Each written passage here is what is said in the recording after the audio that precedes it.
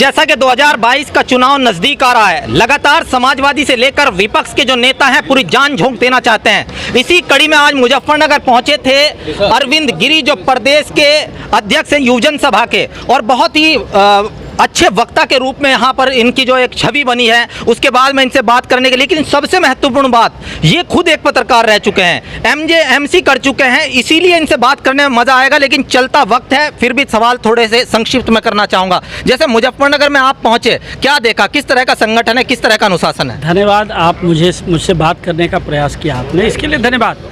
मैं समाजवादी युवजन सभा का समीक्षा सप्ताह एवं संगठन विस्तार कार्यक्रम चल रहा है, उस कार्यक्रम के अंतर्गत मुजफ्फरनगर जिले में अपने युवजन सभा की बैठक लेने आया था। अपनी बैठक लिया और रास्ते में बीच में मैं कई जगह रुका, कई जगह गया आया।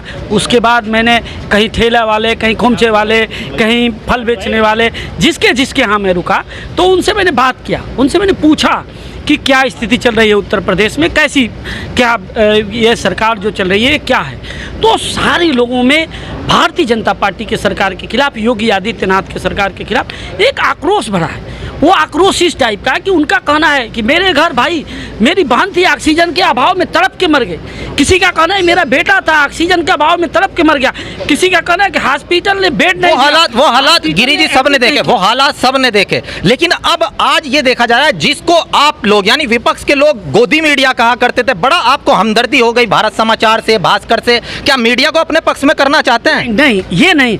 अगर किसी के साथ, आपके साथ अगर कोई अन्याय करेगा तो हम समाजवादी आंदोलन के सिपाही हैं, हम लोग समाजवादी पार्टी के यूथ संगठन के लोग हैं, हम लोग तो विरोध करेंगे। अगर आपके साथ अन्याय होगा, आपके घर केवल इस बात के लिए आईटी का छापा पड़ेगा कि आपने सच्चाई को दिखाया, सच्चाई का साथ दिया। आप लोकतंत्र के चौथे स्तंभ हैं और लोकतंत्र के चौथे स्तंभ में कोई अपनी बात स्वतंत्र है, अपनी बात रख रहा है और बात वो सच के साथ खड़ा है और उसके ऊपर आईटी का छापा पड़ेगा। क्या हम मुंह अपना बंद कर रखें? तो आजम खां के बारे में एक बात चल रही है, सोशल मीडिया से लेकर हर जगह चल रही है कि समाजवादी ने आवाज नहीं उठाई। उन्होंने कौन से इंसाफ की बात नहीं की? जो ये कह रहा है वो गलत कह रहा है। समाजवादी पार्टी ने जौहर विश्वविद्यालय से लेकर के और लखनऊ राजभवन तक साइकिल यात्रा किया और आजम खां साहब को रिहाई के लिए, जौहर विश्वविद्यालय को बचाने के लिए वो नारा था कि जौहर विश्वविद्यालय बचाना है और समाजवादी सरकार लाना है।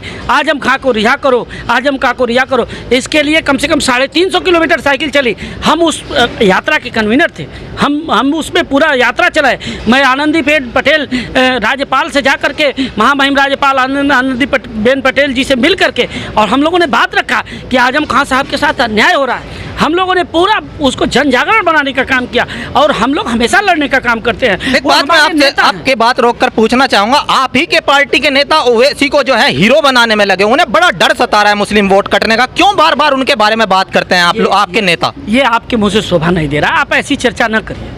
मैं इस पे कोई चर्चा नहीं कर रहा। मैं विकास के नाम पे वोट मांगना चाहता हूं और केवल विकास के नाम पे वोट मांगूंगा। आप पढ़े लिखे पत्रकार हैं, आप इतना अच्छा चैनल लेकर के और कर रहे हैं, क्यों ऐसे निगेटिव बात न करिए। लगातार आप ही के नेता जो है वो लिख रहे हैं ओवैसी के बारे में कि ओवैसी बीजेपी का एजेंट है। क्यों उसकी बात करके आप उसे लाइट में लाना लिखवा रहे हैं? हो सकता है उन्हीं के लोग लिखवा रहे हो। No comment. अच्छा, अंत में मेरा एक सवाल है आपसे, जो संदेश आप यूपी की जनता को देना चाहते हैं, युवाओं को देना चाहते हैं, वो संक्षिप्त में दें हमारे चैनल के माध्यम से। शहीद आजम भगत सिंह जी ने कहा था कि जाति धर्म के झगड़े छोड़ो, सही लड़ाई से नाता जोड़ो।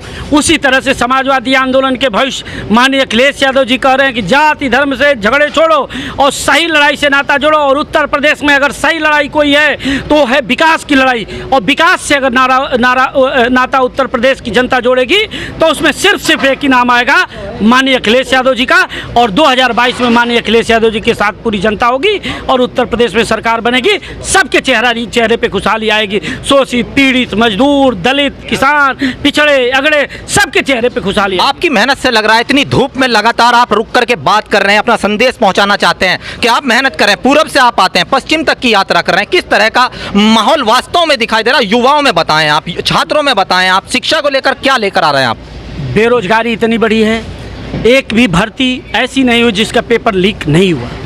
छात्रों की छात्र प्रतिवृत्ति मिलती थी, छात्रवृत्ति मिलती थी। आप जानते हैं, कोई दलित वर्ग का छात्र नेता होता था, छात्र होता था, वो इंजीनियरिंग की पढ़ाई करता था, मेडिकल की पढ़ाई करते थे, छात्रवृत्ति से उसका काम चल जाता था। लेकिन आज नहीं पढ़ पा रहा। ये भारतीय जनता पार्टी की सरकार की देन है, ये योगी आदित्यनाथ की देन है और उसके खिलाफ नौजवान खड़ा है।